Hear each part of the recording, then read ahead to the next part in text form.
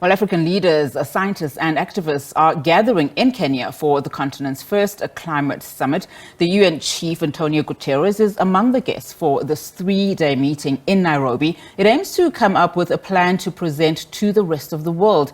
At a major UN climate summit later this year, delegates will consider new funding models to help governments reduce carbon emissions at a time of severe financial challenges. The event's chief executive, Joseph Nganga, says he is confident that this summit will yield positive results. Now let's discuss this further. We're joined by Thandile Chinyavanhu, Greenpeace, Africa's climate and energy campaigner. Thandile, thank you so much for your time this afternoon. There's a lot of focus and emphasis on, funding and budgeting and getting donors, for this particular summit in the response to Africa's climate change, challenges. Just talk to us about what are some of the key focus areas that this summit will be looking into. Good evening, and thank you so much for having me. Indeed, there is a huge focus on finance because as a part of our climate mitigation tactics and adaptation, financing is a huge part of it. And of course, we've had the Just Economic Transition Partnership that has been brokered between South Africa and Global North countries, and the most recent one announced between Senegal and the same Global North countries. But we're going to need a lot more financing to ensure that we're able to execute those partnerships and achieve the climate action that we're dedicated towards. So as civil society gathered here in Nairobi, we're looking to our leaders to see that they are capitalizing on the opportunity to go and prepare a unified front in terms of climate action on the continent, and that they'll be seeking to put an end to the destructive fossil fuel industry and subsidizing of it. As the least, contributor to climate change as a continent, Africa, there's a lot at stake that and a lot of responsibility that has been put on the African continent. Just talk to us about some of the challenges that we are seeing, particularly as it relates to climate change in the continent. Of course, there's been a lot of talk about drought, flooding, and other weather-related impacts as well.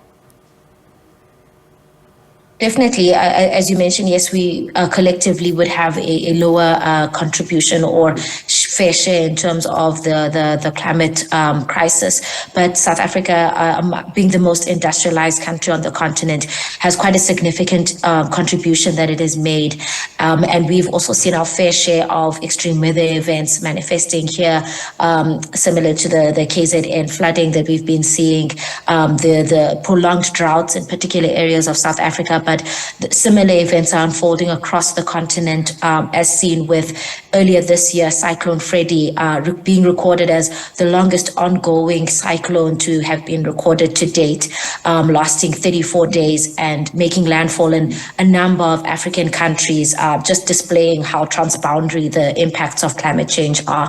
But as you've mentioned, we are seeing quite a lot of flash flooding as a result of cyclones. We're seeing droughts, particularly the prolonged drought in the Horn of Africa that has contributed to famine in the region, a myriad of environmental and extreme weather events unfolding across the continent.